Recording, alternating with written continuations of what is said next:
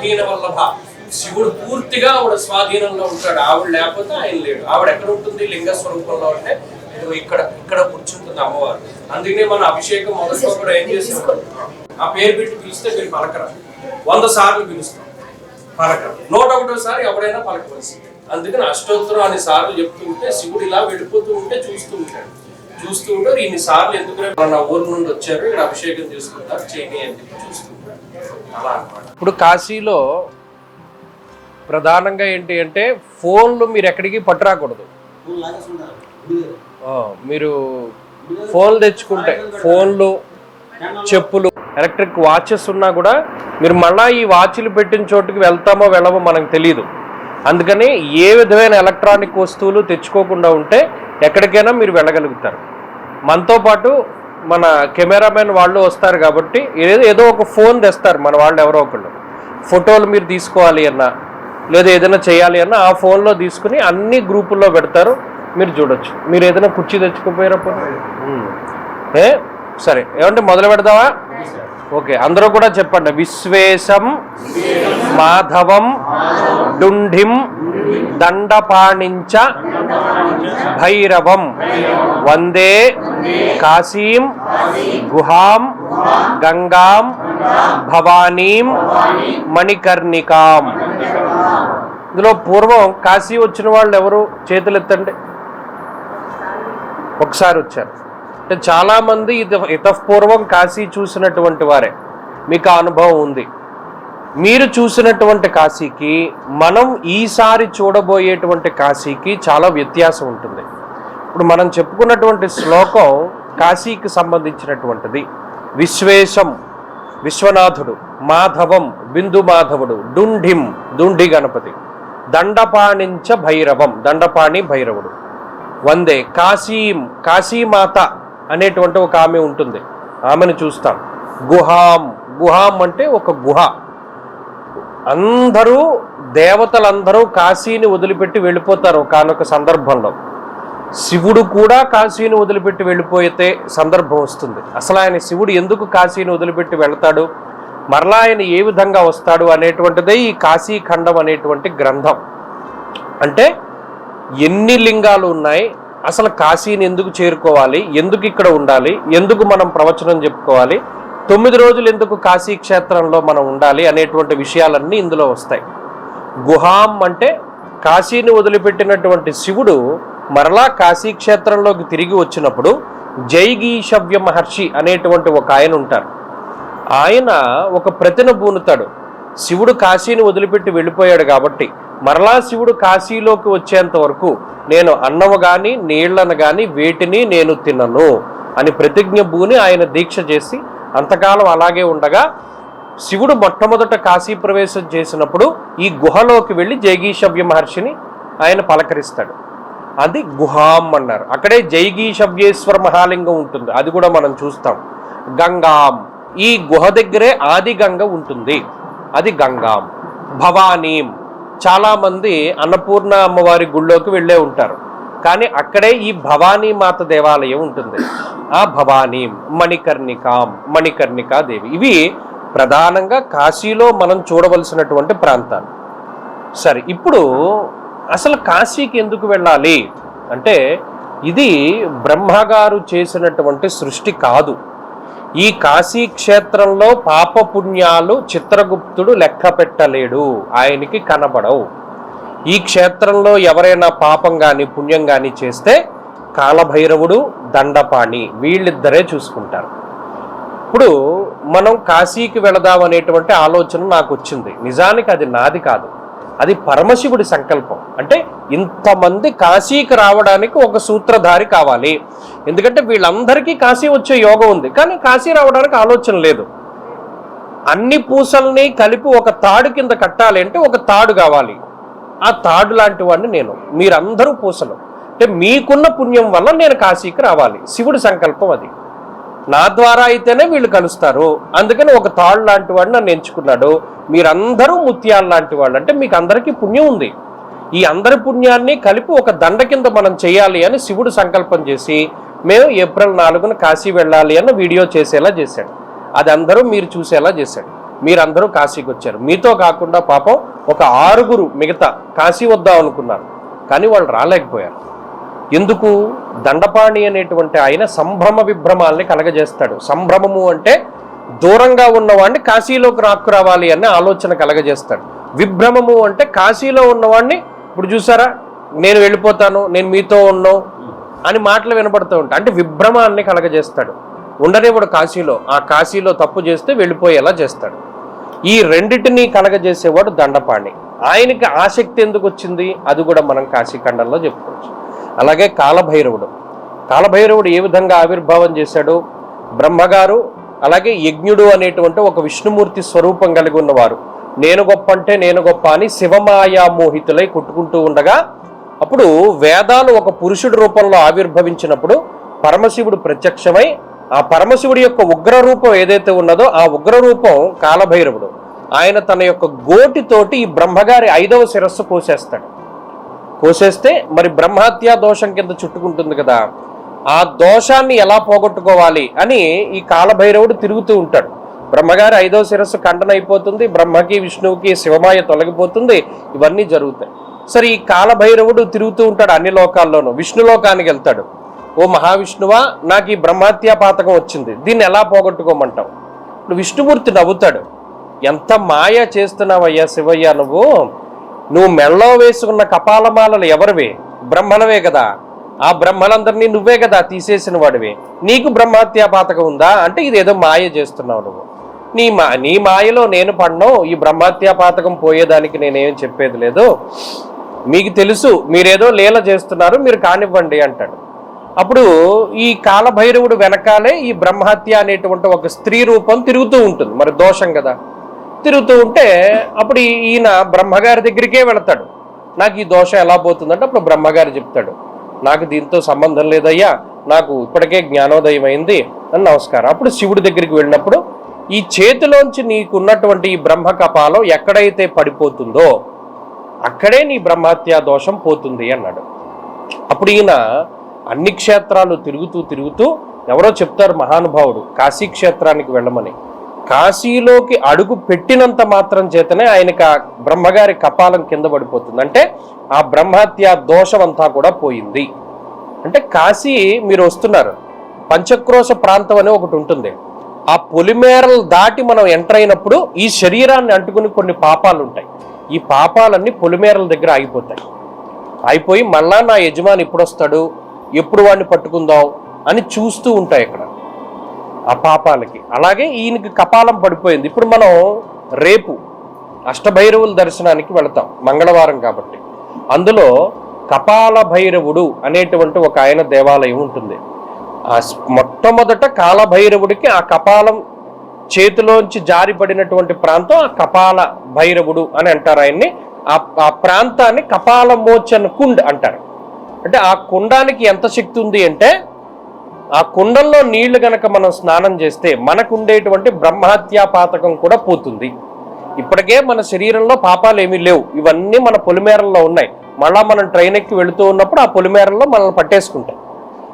ఈ బ్రహ్మహత్యా దోషాదులు ఇంకా దోషాదులు మనకి ఎలా పోతాయంటే దీనివల్ల పోతాయి. ఎందుకు పోవాలి పాపాలు? ఎందుకు కాశీ రావాలి అంటే ఈ కాశీ అనేటువంటి పేరు అంటే దాని అర్థం ఏంటి అంటే జ్వాల, ఒక వెలుగు, ఒక మంట. దూది ఏ విధంగా అయితే మంటలో పడి నశించిపోతుందో మన పాపాలన్నీ కూడా అదే విధంగా నశించిపోతాయి. ఎందుకు నశించాలి పాపాలు? మరి పాపాల వల్లే కదా పూర్వజన్మ కృతం పాపం వ్యాధి రూపేణ బాధితే తచ్చాంతిరౌషధైర్దానేర్ జపహోమార్చన అదిభి. ఆ పాపాల వల్లే కదా మనకు రోగాలు వచ్చాయి, రుణబాధలు వచ్చాయి, శత్రుబాధలు వచ్చాయి, జాతక దోషాదులు వచ్చాయి, పితృదోషాదులు వచ్చాయి. జాతకంలో ఏ దోషం ఉన్నా అది పూర్వజన్మ పాపం వల్లే. ఆ దోషాలు ఎలా పోతాయి? జనరల్గా అయితే జపమో దానమో హోమమో ఏదో ఒకటి చేసుకోవాలి. స్పీడ్గా ఎలా పోతాయి? కాశీలో పోతాయి. అంటే మీరు గమనించండి, మనకి ఏదో భయంకరమైన ఉపద్రవం రావాల్సి ఉంది జాతకంలో, అది ఎలా పోతుంది? కాశీలో అడుగు పెట్టి శివుడి మీద ఒక చెంబుడు నీళ్లు పోస్తే వీడికి ఆ ఉపద్రవం రాకుండా శివుడు కాపాడుతాడు. అంటే ఆ పాపం శివుడి మీద నీళ్లు పోయడం వల్ల పోయింది. మీరు కాశీలో ఉండే వాళ్ళందరినీ నిశితంగా పరిశీలన చేయండి, వాడెవ్వడూ కూడా చెప్పులు వేసుకుని తిరగరు. ఇక్కడ ఎంత దారుణంగా ఉన్న పరిస్థితి. ఎందుకంటే కాశీఖండంలో ఒక మాట చెప్పాడు, ఒక నువ్వు గింజ తీసుకుని ఇలా పైకి విసిరితే అది కింద పడదు, ఏదో ఒక లింగం మీదే పడుతుంది అన్నాడు. అంటే అన్ని లింగాలు ఉన్నాయని కాశీలో. కాబట్టి ఇలా ఈ కపాల మోచనం కుండు ఒకటి, అలాగే మన శరీరాన్ని ఇలా పాపాలు అంటిపెట్టుకుని అవి పోగొట్టుకోవడానికి కాశీ రావాలి అనేటువంటి విషయాన్ని కూడా ఇందులో. అయితే ఈ కాశీ క్షేత్రము మనకి చూడడానికి భూమి మీద ఉన్నట్టు కనబడుతుంది, కానీ ఇది భూమి మీద లేదు. మనం టైం ట్రావెల్ చేసి వచ్చాం, ఇక్కడికి టైం ట్రావెల్ చేసి వచ్చాం. ఆ విషయం మన సాధారణ కంటికి కనబడదు. శివుడి త్రిశూలాగ్రం పైన ఈ కాశీని నిలబెట్టాడు ఆయన.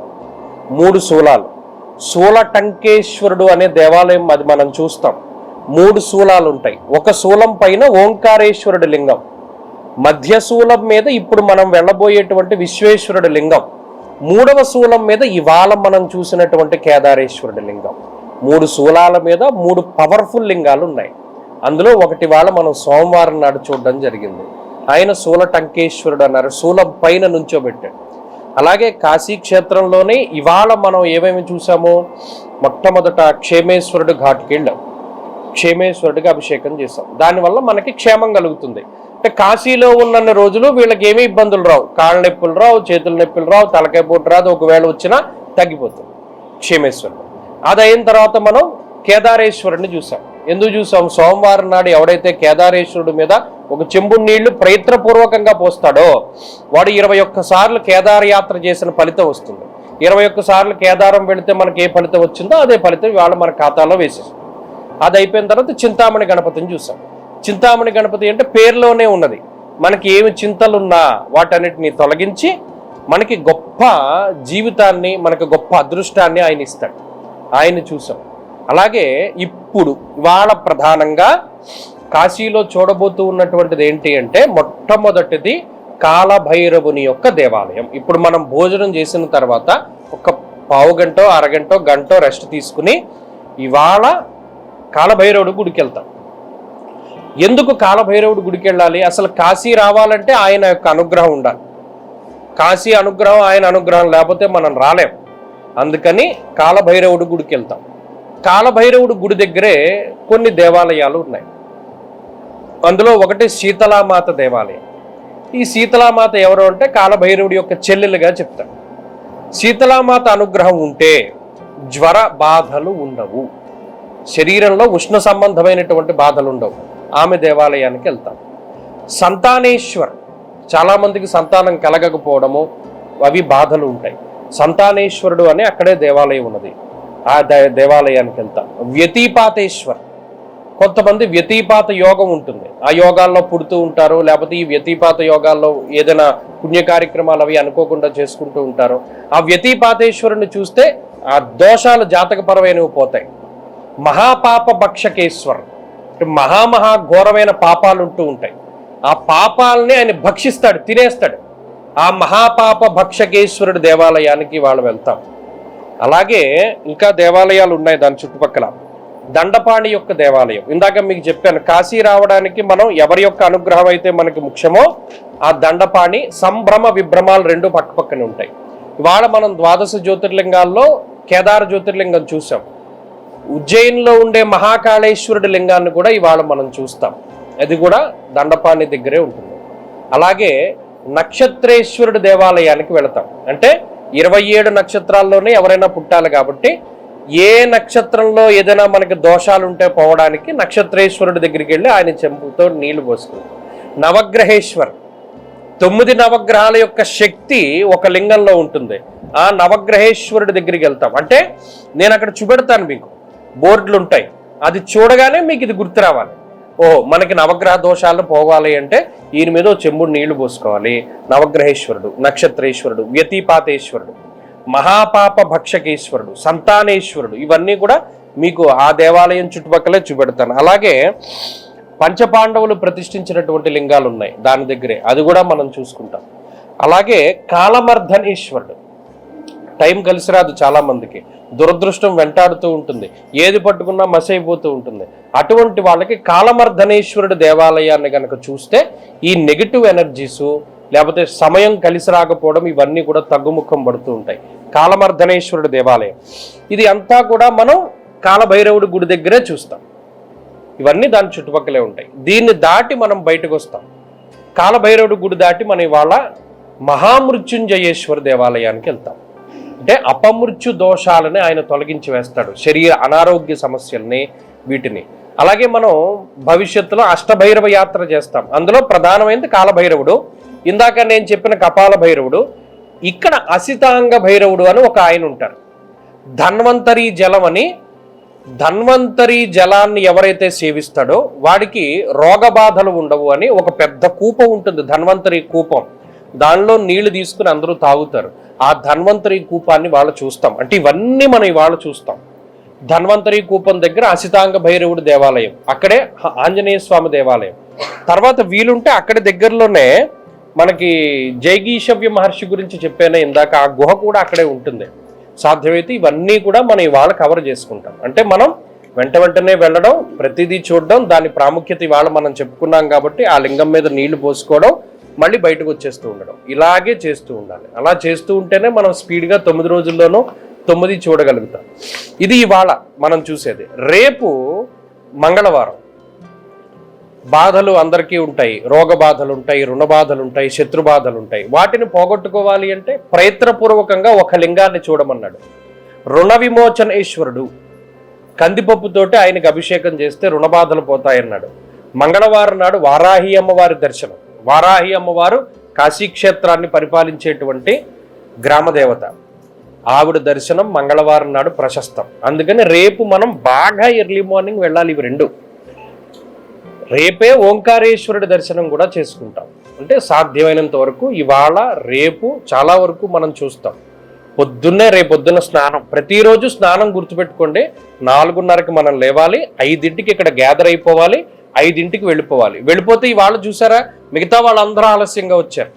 మనం వాళ్ళు వచ్చేటప్పటికి చక్కగా సంకల్పం చెప్పుకున్నాం, స్నానం చేసాం, ప్రశాంతంగా అభిషేకం చేసుకుంటాం.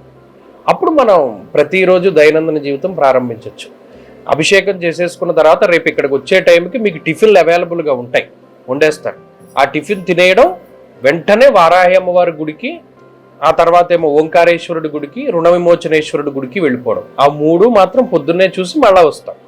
అప్పుడు మళ్ళా రేపు చూడబోయేటువంటి దాన్ని చూసుకుని అప్పుడు మళ్ళీ మధ్యాహ్నం ఇలా. విశ్వనాథుడి దర్శనం మాత్రం మనం ఏదైనా ఒక ప్రత్యేకమైన రోజును పెట్టుకోవచ్చు. అంటే ఆయనకు ముందు ఇవన్నీ చూడాలి. వీలుంటే రేపు మధ్యాహ్నం కూడా మనం విశ్వనాథుడి దర్శనానికి వెళదాం. మరి రేపు మధ్యాహ్నమే అష్టభైరవుల దర్శనం చూడాలి. ఇవన్నీ ఉన్నాయి కాబట్టి ఒక్కొక్కటి చూసుకుంటూ వెళదాం. ఎందుకంటే ఈ కాశీ అంటేనే విశ్వనాథుడు. ప్రత్యేకించి విశ్వనాథ లింగాన్ని మనం ఒకరోజు చూసుకుందాం. దానికి ముందు ఇవన్నీ.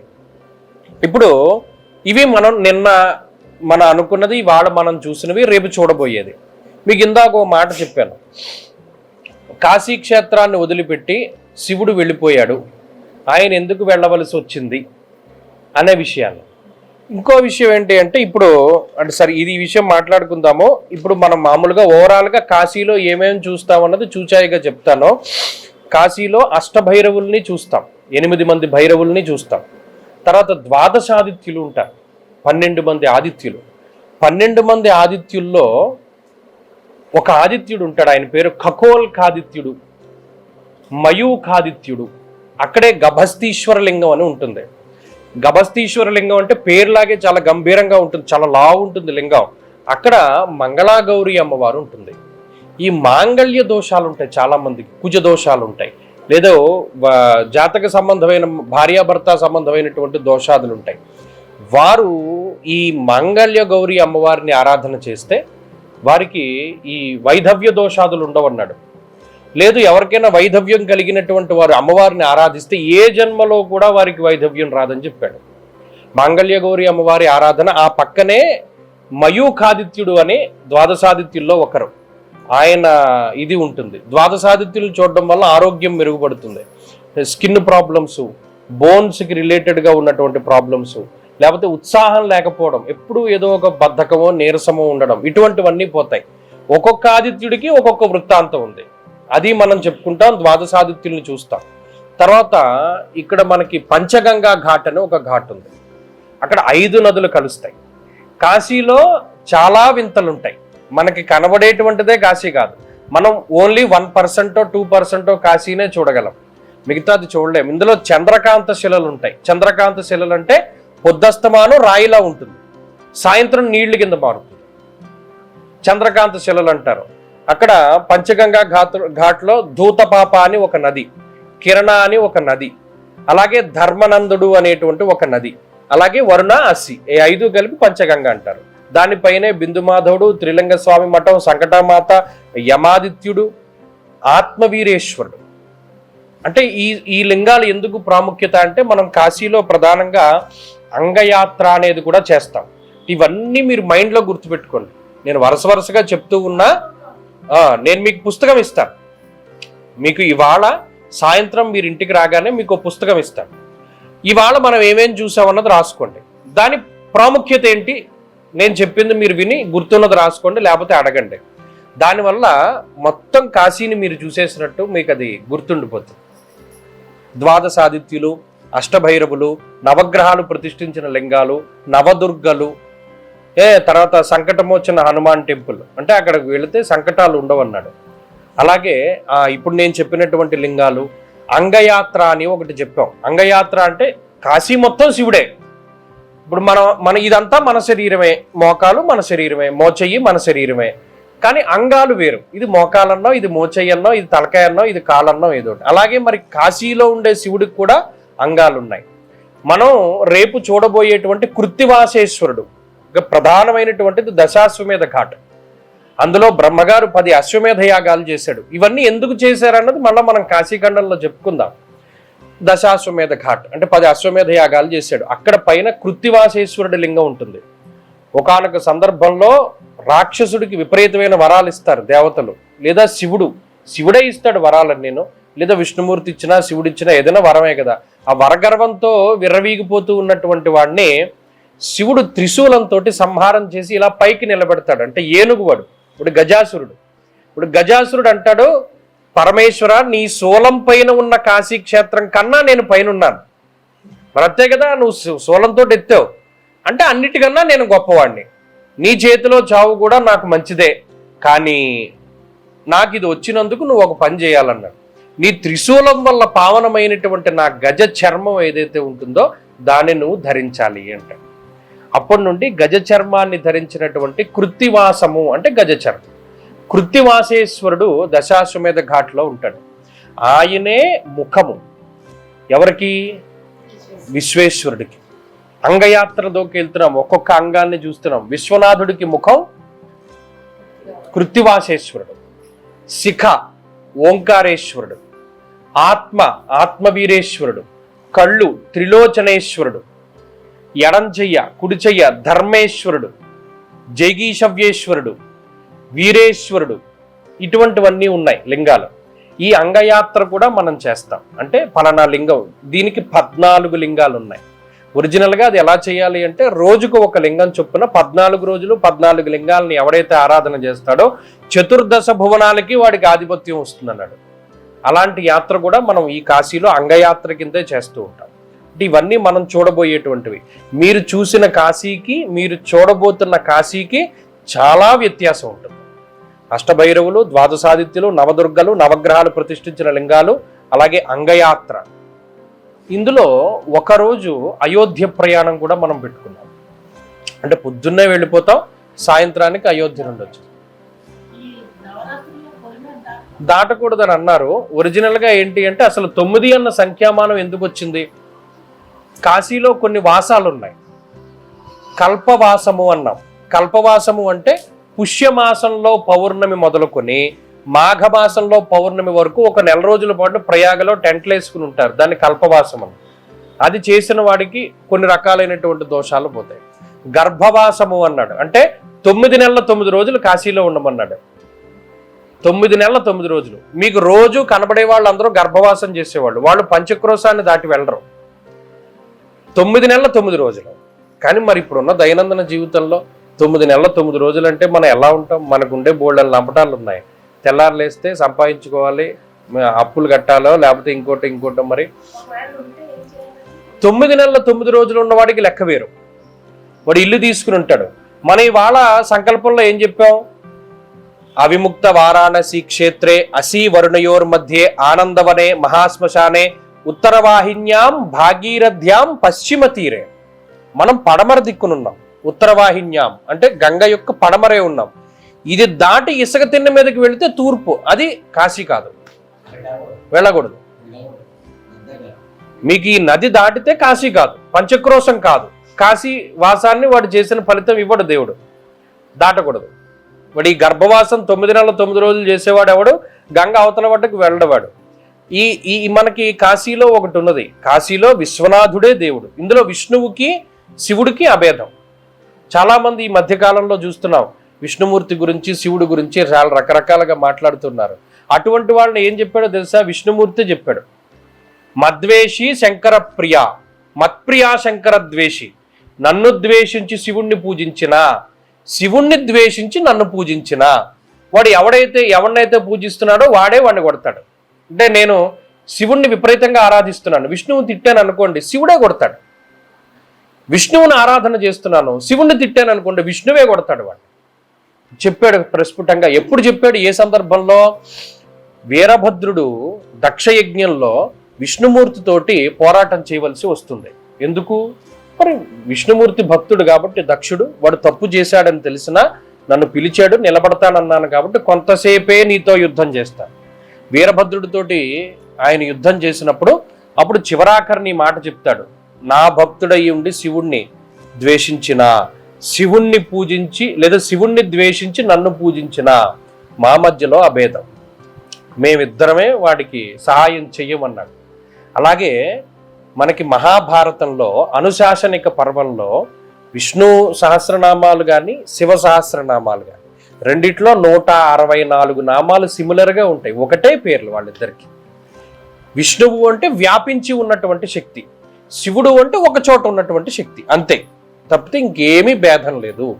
అందువల్ల కాశీ క్షేత్రమందు ఎవరైనా వచ్చి ఫలనావాడు గొప్పవాడు ఫలనావాడు కాదు అని మాట్లాడినా, కాశీ క్షేత్రంలో చాలామంది చేసేటువంటి పొరపాటు ఏంటి అంటే శివనామాన్ని కానీ విష్ణునామాన్ని కానీ వదిలి ఇంకొకళ్ళు ఎవరి గురించో తలుచుకుంటూ ఉంటారు. ఈ పుణ్యం అంతా వాడికే వెళ్ళిపోతుంది. మనకి కొన్ని ధర్మ సూక్ష్మాలు తెలియవు.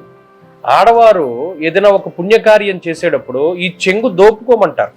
ఈ దోపుకోపోతే ఈవిడ ఏ పుణ్యం చేసిందో, ఈ చెంగు ఎవరికైతే తగిలిందో ఆ పుణ్యం అంతా కూడా వాడికి పోతుంది. పూజ చేసుకుంది పాపం, నోము పట్టింది, వ్రతాలు చేసింది, కన్యాదానం చేసుకుంది, ఈ చెంగు వదిలేసింది, గిరగిరా తిరుగుతోంది ప్రదక్షిణం, ఈ చెంగు ఏమి పక్క వాళ్ళే తగిలింది, ఆ పుణ్యం అంతా వాళ్ళకే పోతుంది. అలాగే పొద్దున్న మాట చెప్పాను, ఎప్పుడు పుణ్యనది స్నానం చేయవలసి వచ్చినా ఆడవారు తమ యొక్క కురుల్ని మొట్టమొదటిగా ముంచుకోవాలి. ఎందుకంటే వీళ్ళు చేసిన పాపం అంతా అందులోనే ఉంటుంది. మన యొక్క క్లేశములన్నీ మన కేశాలను అంటిపెట్టుకునే ఉంటాయి. అందుకనే శిరోముండనం ఎవడైతే చేసుకుంటాడో వాడికి జ్ఞానోదయం కలుగుతుంది. ఎందుకంటే ఈ జుట్టు వల్లే రూపురేఖలు, జుట్టు లేకపోతే రూపురేఖలు ఉండవు. వాడికి రూపురేఖలు ఉన్నాయి కాబట్టి వాడికి అహంభావం పెరుగుతుంది, నేనెంత అందంగా ఉన్నాను అనుకుంటాడు. ఈ జుట్టు తెల్లబడిపోయినా ఊడిపోయినా లేకపోయినా అహంభావం ఉండదు. క్లేశములు రావు కేశాలు లేకపోతే. అందుకనే బోడుగుడు అంత సౌఖ్యం లేదన్నాడు. ఆడవారికి శిరోముండనం చెప్పబడి లేదు శాస్త్రమందు, అది చెయ్యకూడదని చెప్పారు. ఈ మధ్యన చాలా మంది చేసుకున్నారు. మొక్కుబడి ఉన్నప్పుడు ఒక గుప్పెడు జుట్టునే ఇమ్మన్నాడు, తప్పితే పూర్తి శిరోముండనం చేసుకునేటువంటి సందర్భం వేరు అని చెప్పాడు. ఇవన్నీ కూడా ధర్మ సూక్ష్మాలు. కాశీలో ఏమి చెయ్యకూడదు, స్నానం చేసేటప్పుడు ఈ నీళ్ళు ఇలా ఉన్నాయేంటి, మా ఊర్లో నీళ్లు బాగుంటాయి, వేరే నదిలో నీళ్లు బాగుంటాయి అని గంగని వదిలి వేరే నదిని పొగడకూడదు. పొగిడినటువంటి వాడికి మహాపాపాలు చుట్టుకుంటాయి. అలాగే కాశీఖండంలో ఒక మాట చెప్పాడు, ఎవడైతే ఈ నీటిలో ఉమ్ము గాని ఉచ్చగాని పోస్తాడో, మలమూత్రాదులు విసర్జన చేస్తాడో వాడిని లాలాపీప నరకంలో వేస్తారు. అంటే అందులో ఓ పెద్ద సరస్సు ఉంటుంది, అవంతా మలమూత్రాల సరస్సు, దాంట్లో వీడిని ముంచుతారు. అందుకని ఉమ్ము వేయకూడదు, మలమూత్రాలు విసర్జన చేయకూడదు. అలాగే మాట్లాడకూడదు దాని గురించి చెడుగా. అది బాగా లేకపోతే దాని నుండి పక్కకు వెళ్ళిపోవాలి తప్పితే మన నోట్లోంచి ఏది తప్పుగా రాకూడదు. ప్రశాంతంగానే ఉండాలి, తప్పుకోవాలి, పక్కకి ఏదైనా కనబడుతూ ఉంటాయి. అదే ఒకటి చేయమన్నాడు. నదిలో ఏ విధమైనటువంటి మాలిన్యాలు వేయకూడదని చెప్పాడు. అంటే మనం పువ్వులవి అక్షతలు పసుపు కుంకాలు వేరు, కానీ ఒరిజినల్గా మనం దీపం వదులుతామే, అసలు ఆ దీపం వదలకూడదని చెప్పాడు. దీపం వదిలితే అది ప్లాస్టిక్ది కదా ఆమె ఇచ్చేది, ఈ దీపాలలా వెళుతున్నంత వరకు వెళుతుంది, అందులో మునిగిపోతుంది. అందులో ఏ జీవైనా ఆ ప్లాస్టిక్ తినిందనుకోండి, అది ఆ పాపం మనదే. కాశీ నుండి ఏ జీవిని పట్టుకెళ్ళకూడదని చెప్పాడు. అంటే ప్రాణంతో ఉన్నటువంటి దేన్ని పట్టుకెళ్ళకూడదు. ఇక్కడ మొక్కలు కానీ ఇక్కడ జంతువులను కానీ పట్టుకెళ్ళకూడదు. ఎందుకు? కాశీలో ఉండే పేడ పురుగు గొప్పదా, మన ఊర్లో ఉండే కోటీశ్వరుడు గొప్పవాడా అంటే ఇక్కడ ఉండే పేడ పురుగే గొప్పది. ఎందుకు? ఇక్కడ పుట్టింది, ఇక్కడ చచ్చిపోతుంది, దానికి ఇంకో జన్మ ఉండదు, అదే గొప్పది. ఇక్కడ మొక్కలు కానీ ఇక్కడ జంతువులను కానీ వీడు పట్టుకెళ్ళి ఇంకో చోట పెట్టుకున్నాడు అంటే వీటి మోక్షాన్ని వాడు తీసేశాడు, కాబట్టి భగవంతుడు వాడికి తగిన శాస్తి చేస్తాడు. కాశీలో ఉండగలిగే పుణ్యం ఉన్నంత వరకే వాడు కాశీలో ఉంటాడు. కాశీలో ఉండే పుణ్యం పోతే వాడు కాశీలో అడుగు పెట్టలేడు. కాశీని తిట్టిన వ్యాసుడంతటి వాడు ఒకానొక సందర్భంలో శివుడు మాయ చేస్తాడు. శివమాయ ఎలా ఉంటుంది అంటే అప్పటి వరకు ఇలా వెళ్ళిన వాడు వెళ్ళడం మానేస్తాడు, అప్పటి వరకు బాగా మాట్లాడిన వాడు మాట్లాడడం మానేస్తాడు. వ్యాసుడంతటి వాడు అంటే అష్టాదశ పురాణాన్ని ఆయన రాసినటువంటి వాడు, వేదాలను విభజన చేసినటువంటి వాడు శివమాయకి మోహితుడైపోయాడు.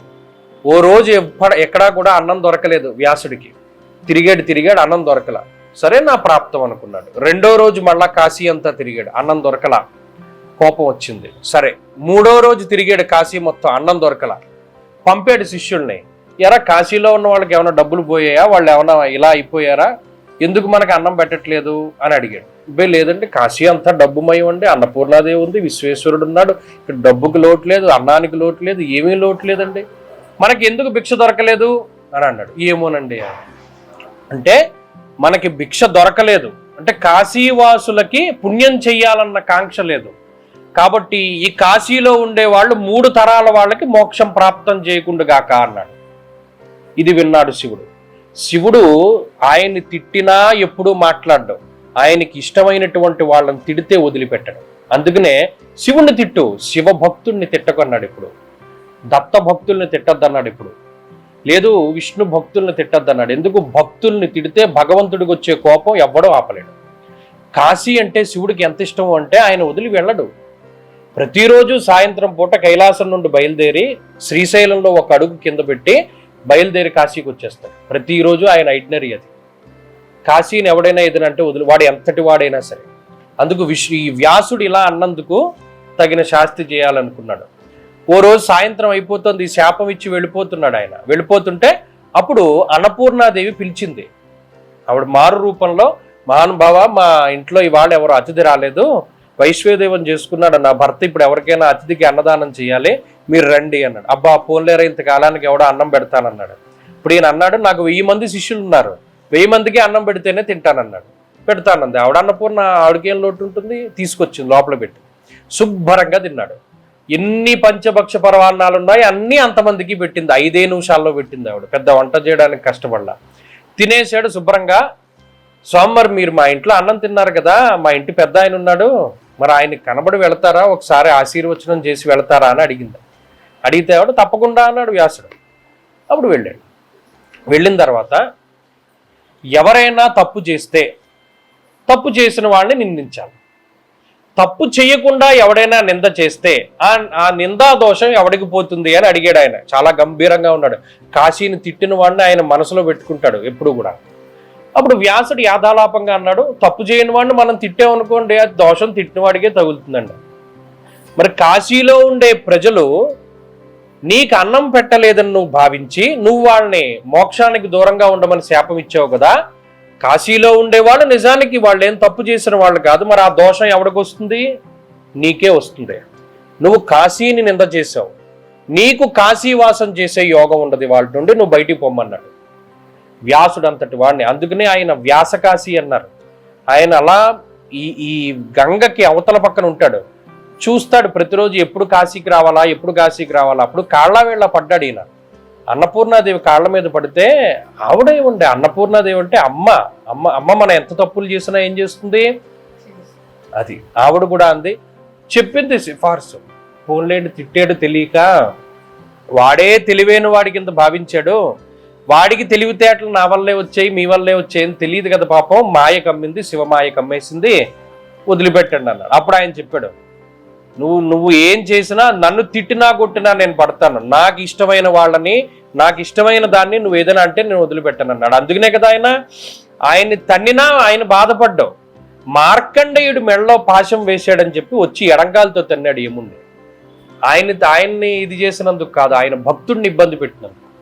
కాబట్టి ఆయన వ్యాసుణ్ణి, నీకు 2 రోజులు కాశీలో అడుగు పెట్టడానికి అవకాశం ఇస్తున్నా, ఆ 2 రోజులు వచ్చిపో అన్నాడు అంతే. అష్టమి రోజున, చతుర్దశి రోజున ఆ 2 రోజులు మాత్రమే కాశీకి రావడానికి అనుమతి ఉంది వ్యాసుడికి. మిగతా రోజుల్లో రాలేడు, ఆ చివరి కూర్చుని చూస్తాడు. మరి మన అందరం కూడా, మరి వ్యాసుడు అంటే గొప్పవాడు కదా ఆయన, అందుకని మన అందరం వ్యాసుడిని చూసి వస్తూ ఉంటాం. వ్యాస కాశీ అన్నారు, అక్కడికి కూడా మనం వెళతాం. అంటే కాశీ ఎలాంటిదో వ్యాస కాశీ కూడా మరి అటువంటిదే. వేదాలన్నీ ఆయన వల్ల ఇక్కడ విభజన చేయబడింది. కానీ గుర్తుపెట్టుకోవాల్సింది ఏంటంటే, ఇక్కడ కాశీలో ఎప్పుడూ కాశీని నింద చెయ్యకూడదు.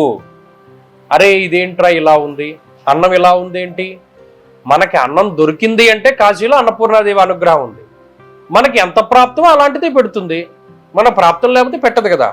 మనం కాశీలో ఉన్నాం, ఇంత గొప్ప సదుపాయం మనకి దొరికింది అంటే శివుడి సంకల్పం. అరే వీళ్ళకి చాలా ఉత్సాహం ఉంది కాశీ రావడానికి, వీళ్ళు శరీరం అలసిపోకుండా ఉండడానికి ఒక మంచి రూమ్ ఇస్తాను నేను, నాదే కదా కాశీ అని వాడు బుర్రలో దూరాడు, నా బుర్రలో దూరాడు.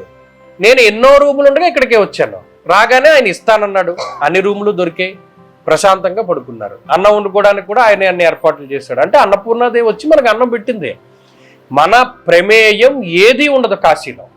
నీకు ఇక్కడ ఏం దొరికినా శివుడే ఇస్తాడు, నీకు ఏమి చేసినా శివుడే చేస్తాడు. అందుకని మనం పూర్తిగా శివుడి మీద ఆధారపడే వెళ్ళాలి. మనం దర్శనం వెళ్ళాలి అనుకుంటే మనకు అవదు స్పర్శ, శివుడు ఇవ్వాలి. నీకు ముట్టుకోవడానికి యోగ్యత ఉంది, నువ్వు ముట్టుకోవచ్చు, దా ముట్టుకుంటే నీకు అదా ఆనందం. కాశీ అంతా నేనే, ఆ లింగం ఒకటే, నేను 3 లింగాల్లో ఉన్నాను నేను. మీకు ఇంకొక లింగం కూడా ఉంటుంది, చాలా విచిత్రం. ఒక గుడి ఉంటుంది, రత్నేశ్వర మహాదేవ్ అని ఆయన, అది శివుడు మామగారు కట్టించిన గుడి. శివుడు ఆవిడ పాపం పార్వతీదేవి ఉంటుంది. ఏమంటే మీకు అంతమంది అన్ని లింగాలు కట్టారే, మా నాన్న హిమంతుడు కూడా మీకు మరి గొప్ప గుడి కడతానంటున్నాడంటే కట్టమను అంటాడు. కట్టమనంటే ఆయన అనేక రత్నాలు, రాసులు, వజ్రాలు ఇవన్నీ పొదిగి ఒక గుడి కడతాడు. ఆయన మరి అన్ని రత్నాలు ఉన్నప్పుడు ఆయన రత్నేశ్వర మహాదేవ్. ఆయన గుడి మీరు చూస్తే మణికర్ణికా ఘాట్ దగ్గర చాలా వీడియోల్లో చూసుంటారు, ఇది వంగి ఉంటుంది. మీకు తెలిసిన ఆ గుడి కొంచెం వంగి, అది రత్నేశ్వర మహాదేవ్, శివుడు మామగారు కట్టించిన గుడి. ఆవిడ అంటుంది, అన్ని లింగాల్లో ఉన్న మీరు మా లింగంలో కూడా ఉండండి, మా నాన్నగారు ఇచ్చిన లింగంలో కూడా అంటే అయితే ఉంటానులే అన్నాడు. అది ఒక లింగం, అది కూడా మనం మణికర్ణికలో చూస్తాం. తర్వాత మణికర్ణిక స్నానం చేస్తాం మనం మధ్య రోజున, అంటే 12 గంటలకి సరిగ్గా 12ంటికి మొత్తం దేవతలందరూ కలిపి మణికర్ణికలో స్నానం చేస్తారు. మన కంటికి కనబడరు. ఇప్పుడు మనం కాశీ గురించి చెప్పుకుంటున్నామా, ఈ పైన అందరూ యక్షులు తిరుగుతూ ఉంటారు, కిన్నెరలు తిరుగుతూ ఉంటారు, కింపురుషులు తిరుగుతూ ఉంటారు. ఈ మధ్యలో కూర్చున్న వాళ్ళల్లో సిద్ధులు ఉంటారు. ఒక వీడవడ కాశీ గురించి చెప్తున్నాడు, విందాం అనుకుంటారు. అంటే మన చుట్టూ ఇంతమంది ఉన్నా మనకు అది తెలియదు. కాశీలో మనకి కనబడదు, బోల్డ్ మంది ఋషులు తిరుగుతూ ఉంటారు, వాళ్ళు ప్రతిదీ చేసుకుంటూ ఉంటారు, ఏం మనకు కనబడకపోవచ్చు. అలాగే మణికర్ణికలో స్నానం చేస్తారు వాళ్ళందరూ. ఆ సమయానికి మనం స్నానం చేయడం ద్వారా వాళ్ళ మీద నుండి పారినటువంటి గంగ మన శరీరం మీద పారితే ఈ శరీరానికి గొప్ప శక్తి వస్తుంది, 6th సెన్స్ పెరుగుతూ ఉంటుంది. అది చేస్తాం మనం. ఆ తర్వాత మన గోదావరి జిల్లాలకి చెందిన వ్యక్తి, ఒక సిద్ధుడు, త్రిలింగ స్వామి అంటారు. ఆయన 300 సంవత్సరాల పాటు బతికాడు. ఆయన జీవ సమాధి ఉంటుంది, అది చూడడానికి వెళ్తాం. బిందు మాధవుడు గుడి దగ్గరే అది కూడా, ఈ పంచగంగా ఘాట్. అలాగే ఎంతో మంది చేయలేనటువంటి పనిని భారతదేశాన్ని పరిపాలిస్తూ ఉన్నటువంటి నరేంద్ర మోడీ చేశాడు. వాళ్ళు ఇంత కారిడార్ కట్టారు. మహారాజు ఏ విధంగా అయితే ఒక ఘాట్ కట్టాడో నరేంద్ర మోదీ కూడా ఒక ఘాట్ కట్టాడు ఆయన పేరు మీద. ఈ మధ్యన కొత్తగా పెరిగినటువంటి ఘాట్లో అదొకటి, అదే ఎక్కువ మంది చూస్తున్నారు. మనం అంత చివరి వరకు వెళతాం, అదొక ఘాటు కొత్తగా మనం చూస్తాం ఇందులోనో. తర్వాత ఇవన్నీ మనం చూడాలి అంటే మనకి శక్తి కావాలి. శక్తి కావాలి అంటే శివుడే ఇవ్వాలి. ఇన్ని లింగాలు ఉన్నాయి, ఇన్ని కోట్ల లింగాలు ఉన్నాయి. ఒకసారి పార్వతీదేవి అడిగింది, స్వామి ఎన్ని లింగాలు ఉన్నాయి కాశీలో అంటే ఆయన చెప్పాడు, బ్రహ్మగారి వయస్సు 50 సంవత్సరాలైతే దాంట్లో ఎన్ని రోజులు ఉంటాయో బహుశా అన్ని లింగాలు ఉండొచ్చేమో కాశీలో అన్నాడు. అంటే బ్రహ్మగారి ఆయుర్దాయం ఎలాగా? ఒకానొక సందర్భంలో బ్రహ్మగారికే మాయ గమ్మింది, శివమాయ. నాకే వయసు ఎక్కువ అయ్యా, అందరి మీదనో నాకన్నా ఎక్కువ కాలం బతికినోడు ఎవడో లేడు కాబట్టి నేనే గొప్ప అన్నాడు ఆయన. ఇప్పుడు తీసుకెళ్తాడు చూడు, సరదాగా నాకు ఖాళీగా ఉన్నాను ఓసారి వెళ్దాం మీరు రండి అంటాడు. మెడలో నడుస్తూ వెళ్తుంటే టింగ్ టింగ్ టింగుమని కొట్టుకుంటూ ఉంటాయి తలకాయలు. ఏమంటే ఇవేంటని అడుగుతాడు. నీలాగే బ్రహ్మలు వీళ్ళు ఇదపూర్వం ఇంతమంది బ్రహ్మలు పడిపోయారు, బ్రహ్మ నువ్వు ఎలా ఇష్టమో వీళ్ళు నాకు అలాగే ఇష్టం, బ్రహ్మ కింద పడిపోతే వాడి కపాలం పడిపోతే నాకు ఇష్టం ఉండదని గౌరవం కొద్దీ మెడలో వేసుకున్నాను, ఇగో ఇవి ఉన్నాయి, ఇంతమంది బ్రహ్మలు ఉన్నారు ఈ ముందు అన్నాడు. అప్పటికే సగం డౌన్ అయిపోతాడు బ్రహ్మగారు. తర్వాత కొంత దూరం వెళ్ళిన తర్వాత రోమాంచ్ మహర్షి అనే ఒక మహర్షి కనబడతాడు. ఆయన ఇలా కూర్చుని ఉంటాడు, ధ్యానం చేసుకుంటూ ఉంటాడు. ఎదురుగుండా ఇంత వెంట్రుకల ఇది ఉంటుందన్నమాట, ఒక గుట్టలాగా. ఆయన అడుగుతాడు, ఏంటి ఈయన వెంట్రుకలు వేసి కూర్చున్నాడు అంటే, ఒక్కొక్క బ్రహ్మ పడిపోయినప్పుడు ఒక్కొక్క వెంట్రుక ఊడిపోతుంది ఈయనకి, అంటే అన్ని వెంట్రుకలు ఉన్నాయంటే అన్ని బ్రహ్మలు పడిపోయారని చెప్తాడు. ఇంకా సగం చచ్చిపోతాడు. మళ్ళా ఇంకొక మహర్షి దగ్గరికి వెళ్తాడు, అష్టావక్ర ముని అంటారు ఆయన్ని. ఏంటంటే ఈయనకి ఇన్ని వక్రాలు ఉన్నాయంటే, అంటే నీకు ఇందాక కనబడ్డాడే రోమాంచ్ మహర్షి, ఆయన వెంట్రుకలన్నీ ఊడిపోతే ఒక రోమాంచ్ మహర్షి పడిపోతాడు, అలాంటి రోమాంచ్ మహర్షి ఒకడు పడిపోతే ఈయనకు ఒక వక్రం పోతుంది అన్నాడు. అంటే ఈయనకి 8 వక్రాలు అలాగే ఉన్నాయి. అంటే ఇప్పటికొచ్చి ఒక రోమాంచ్ మహర్షి కూడా పడిపోలా. అంటే ఆయన అంతమంది బ్రహ్మలు కాలంలో వెళ్ళిపోవడం జరిగింది. అంటే కాలం అంటే అంత గొప్పది బ్రహ్మగారి ఆయుర్దాయంలో. అందుకని బ్రహ్మగారికి ఇంకా ఆ మాయ పోయింది. అబ్బో నాకన్నా గొప్ప వాళ్ళు చాలా మంది ఉన్నారు. ఈ రోమాంచ్ మహర్షి మీకు ఎక్కడ కనబడతాడో తెలుసా? లైవ్ లో మీరు ఎప్పుడైనా కాళహస్తి వెళ్ళారా?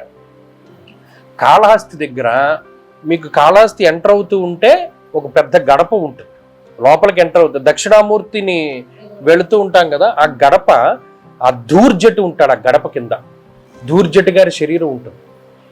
ఈ శరీరాన్ని పట్టుకుని ఈ కుడి పక్కన రోమాంచ్ మహర్షి విగ్రహం ఉంటుంది. మీరు ఎప్పుడైనా వెళ్ళినప్పుడు చూడండి, చూసారా? రోమాంచ్ మహర్షి విగ్రహం ఉంటుంది, ఆయన అక్కడ ఉంటుంది. ఇప్పుడు మీకు ఆ రోమాంచ్ మహర్షి వెళ్తే ఈ థాట్ వస్తుంది. అది అంటే వీళ్ళందరూ మన నిత్య జీవితంలో మనకు కనబడుతూనే ఉంటారు, మనం గుర్తుపట్టం. అలా బ్రహ్మగారికి ఆ మైండ్ శివుడు ఇది చేస్తాడు. మరి బ్రహ్మగారి ఆయుర్దాయం ఎంత? మనకి మామూలుగా ఒక రోజు అంటే పగలు రాత్రి. మన కాలమానంలో 6 నెలలు దేవతలకు ఒక పగలు, 6 నెలలు దేవతలకు ఒక రాత్రి. అలాంటి 100 సంవత్సరాలు పూర్తయితే బ్రహ్మగారికి ఒక రోజు. అలాంటి రోజులు 365 రోజులైతే ఒక సంవత్సరం. అలాంటి సంవత్సరాలు 50 సంవత్సరాలు అయితే బ్రహ్మగారికి ఎన్నో అన్ని లింగాలు ఉన్నాయి కాశీలో. అంటే 47,000 కోట్ల లింగాలు ఉన్నాయి కాశీలో. ఈ 47,000 కోట్ల లింగాలు మనం ప్రతిరోజు స్నానం చేసే నదిలో ఉన్నాయి, నడిచే దారిలో ఉన్నాయి, దారికి అటుపక్కన ఇటుపక్కన ఉన్నాయి. అలాగే ఇంకా కొన్ని లింగాలు ఉన్నాయి.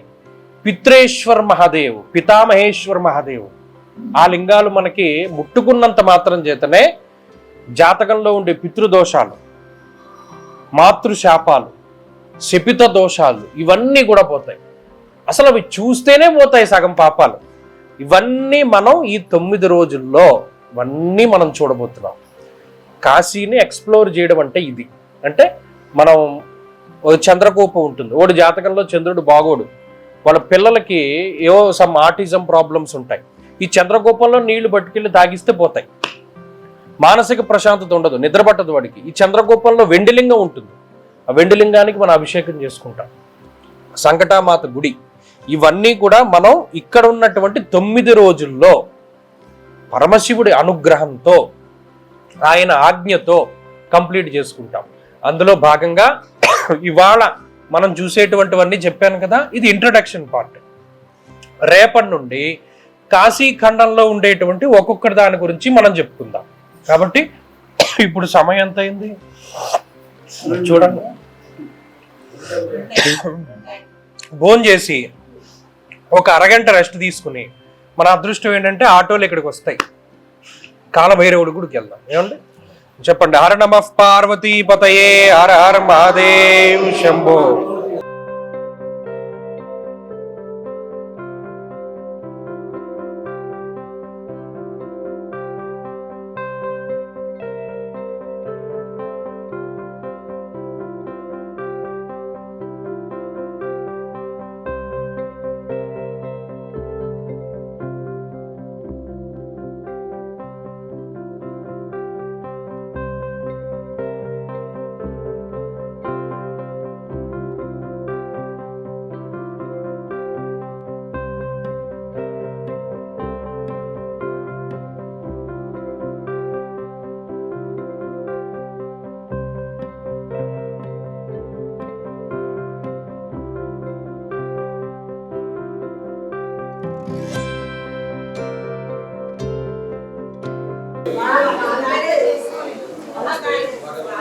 महादेवाय त्र्यंबकाय त्रिकांतकाय त्रिकाग्निकालाय कालाग्निरुद्राय नीलकंठाय श्री महागणेश्वर की जय, पंडित जी की जय।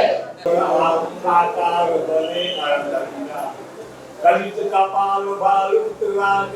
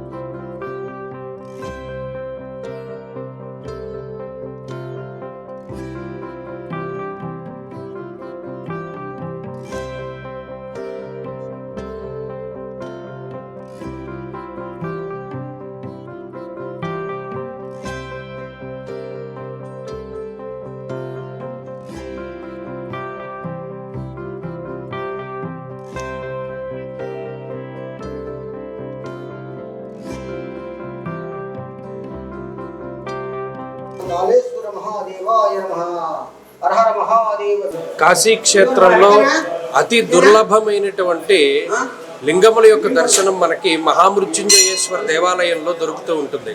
ఇక్కడే శిలాద మహర్షి ప్రతిష్ఠించిన లింగాన్ని చూడవచ్చు, మహామృత్యుంజయేశ్వర లింగాన్ని చూడవచ్చు, మార్కండేయ మహర్షి ప్రతిష్ఠించిన లింగాన్ని చూడవచ్చు, గౌతమ మహర్షి ప్రతిష్ఠించిన లింగాన్ని చూడవచ్చు, జమదగ్ని మహర్షి ప్రతిష్ఠించిన లింగాన్ని చూడవచ్చు, ధన్వంతరి ప్రతిష్ఠించినటువంటి లింగాన్ని చూడవచ్చు. అలాగే అష్టభైరవుల్లో ఒకరైనటువంటి అసితాంగ భైరవుని యొక్క దేవాలయాన్ని కూడా చూడవచ్చు. అలాగే ఈ మహామృత్యుంజయేశ్వర దేవాలయంలోనే విశేషంగా జపదపాదులు జరుగుతూ ఉంటాయి.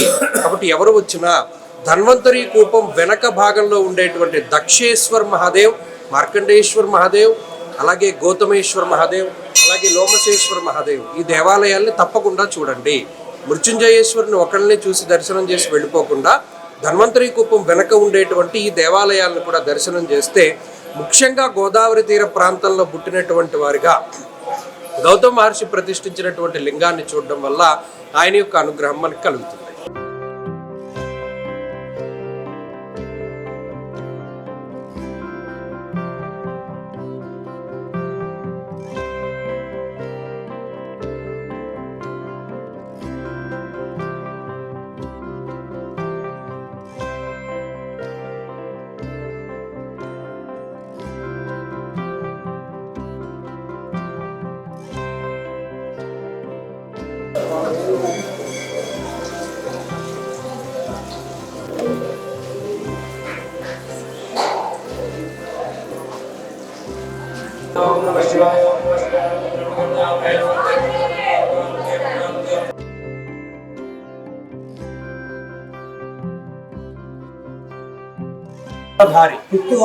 గజాసురుణ్ణి సంహరించినప్పుడు కృత్తివాసేశ్వరుడిగా కాశీలో ఉన్నటువంటి లింగం అది.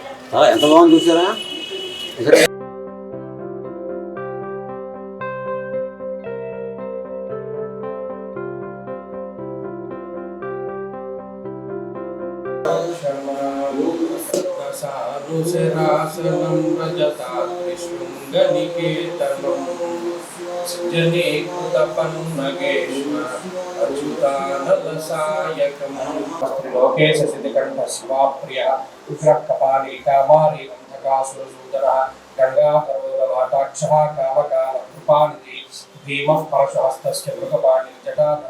कैलासवासी कवची कठोरस्त्रिपुरान्तकः शांको वृषभारूढो भस्मोद्भूरित विग्रहः सामप्रियः सर्वमयस्त्रयी मूर्तिरनीश्वरः सर्वज्ञः परमात्मा च सोमसूर्याग्निलोचनः हविर्यज्ञमयः सोमः पंचवक्त्रः सदाशिवः विश्वेश्वरो वीरभद्रो गणनाथः प्रजापतिः हिरण्यरेता दुर्दर्शो गिरीशो गिरिशोनगः भुजङ्गभूषणो भर्गो गिरिधन्वी गिरिप्रियः कृत्तिवासः पुराराध्यः भगवान् प्रमथाधिपः मृत्युञ्जयः सूक्ष्मतरं जगद्व्यापी जगद्गुरुः व्योमकेशो महासेन जनकश्चानु विक्रमः रुद्रो भूतप्रतिष्ठानुरहितो दिगम्बरः अष्टमूर्तिरनेकात्मा सात्विकः सिद्धविग्रहः शाश्वतखण्डपरशुरजः शम्भोचक दृढः पशुपतिर्देवो महादेवो वियो हरिः पूषदन्तर्गभ्यक्रोदक्षात्मनहरोहरः भगनेत्रमिदव्यक्तः सहस्राक्ष सहस्रपाद अपवर्गः प्रदोनन्तस्तारकः परमेश्वरः एवं श्रीशम्भुदेवस्य नाम्नामष्टोत्तरं शतम्